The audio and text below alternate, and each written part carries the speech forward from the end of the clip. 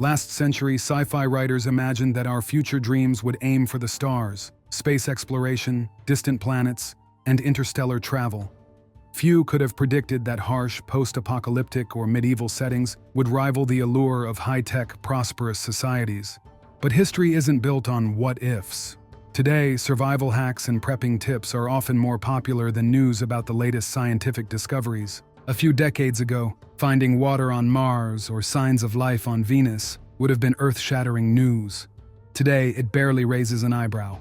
Meanwhile, wilderness survival has become a trendy, profitable topic, not just for content creators, but also for manufacturers of all sorts of gear. Some of these products are genuinely useful, but most are designed with one goal in mind: to get your money. The main message they sell you is this: life without modern civilization requires a ridiculous amount of specialized tools. In reality, though, everything you need to survive can come from mastering one skill, a single technique, and the ability to use it. Over 2 million years ago, the Homo genus emerged, physically weak and without natural weapons for hunting or defense against predators. Big cats, which are so adored today, were relentless predators of our early ancestors, sometimes stockpiling the remains of dozens of bodies in caves, leaving bite marks as their calling cards. But this weakness, paired with a primate's advanced brain, led to what programmers might call a hack, or gamers a cheat. Humans invented tools. Roughly shaped stones and wooden spears made early humans a much harder target. Using and crafting tools also spurred evolutionary development in hand structure, fine motor skills, and the brain. Of course, nothing comes for free. The better our tools became, the more dependent we grew on them. By the time Homo sapiens arrived, tool-making was essential for survival. For over 90% of our species' history, the tools needed for hunting, working with hides, wood, and bone looked like this: flint cobbles or concretions. Flint, like obsidian, jasper, and quartzite, belongs to the family of glass-like rocks. Structurally, they're very similar to actual glass. If not for various impurities that color flint or obsidian, they would be transparent. Flint is commonly found in chalk deposits along river valleys and ravines. Obsidian equivalents come from mountainous volcanic areas, while quartzite is often found near sandstone deposits. Since ancient humans were semi-nomadic, finding these rocks wasn't usually difficult. Glass-like rocks were ideal for tool-making because striking them with another stone created a conchoidal fracture. Simply put, with the right skills, these stones could be chipped into specific shapes. The material was predictable, and the resulting edges were razor-sharp, often sharper than modern steel scalpels. The first step in flint knapping involved removing a large fragment from a flint cobble to create a flat platform for further strikes. The hammer used for this was another round flint cobble.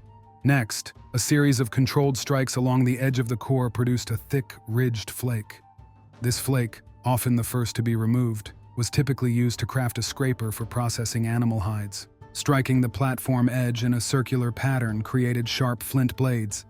The core from which these blades were chipped is called a nucleus by modern researchers, and the blade itself is a ready-to-use knife. Attach it to a wooden, horn, or bone handle, and you've got a functional tool. But it's also a versatile blank. With smaller, finer chips, retouching, you could shape it into a spear or dart tip. Splitting it diagonally produced tools like a burin for working bone or wood, an awl for leather, or even a drill. Retouched blades with duller edges were used as scrapers for processing hides. If you used one on wood, bone, or antler, the edge would wear down into teeth, creating a sort of primitive saw. From experience, I can tell you that wet antler is much easier to cut than dry. Flint blades can also be chipped into smaller fragments, microliths. These can be inserted into grooves in wooden or bone handles to form long cutting edges for sickles or daggers, or used as arrowheads. Flint has a Mohs hardness of 7 for context, steel scores 4.5, and titanium 6. But hardness doesn't equal strength. Flint is quite brittle. From personal experience, I can say that a flint knife works great for cutting meat, hides, reeds, harvesting grains, and working with wood. However, they dull quickly, and you can't exactly sharpen such hard material. Instead, a dull blade is better repurposed into another tool, like a scraper, burin, or spear tip. These days, learning flint knapping has become increasingly popular. Mastering it takes months of practice and lots of suitable stone. What I've described so far is one of the simpler techniques. Producing truly long blades requires more than just striking. You'd need a softer intermediary tool like antler or even pressure flaking. In that case, there's no actual striking. Immense pressure is applied to the nucleus edge. Using this technique, blades over 30 centimeters long can be made. With a flint toolkit, ancient humans could craft spears, darts, spear throwers, and later bows, essential hunting gear. Once game was caught, it provided not just food but also another vital resource: hides. With the same stone tools, hides could be processed into clothing or even used to construct shelters, a practice that continued until fairly recently. By the way, striking flint against minerals like pyrite produces sparks to start a fire. Essentially, flint cobbles, or concretions, and the blades made from them provided Stone Age humans with all the tools they needed.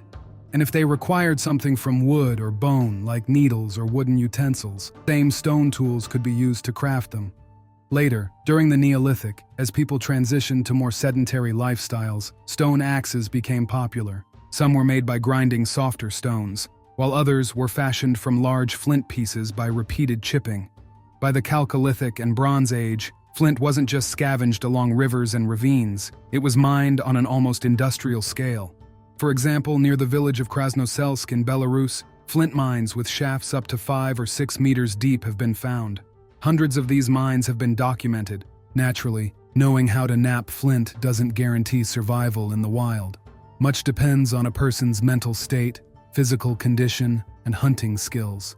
History is full of examples of people dying on lush tropical islands, while others managed to survive for years on barren sandbars, collecting rainwater and turtle shells. Of course, a backpack full of modern gear makes life in the wilderness much easier, but the knowledge and skills to craft essential tools from stone make a person far more self-reliant. If this topic interests you, don't rush into smashing rocks and injuring yourself. Start by reading up. Here's a great book you can find online for free.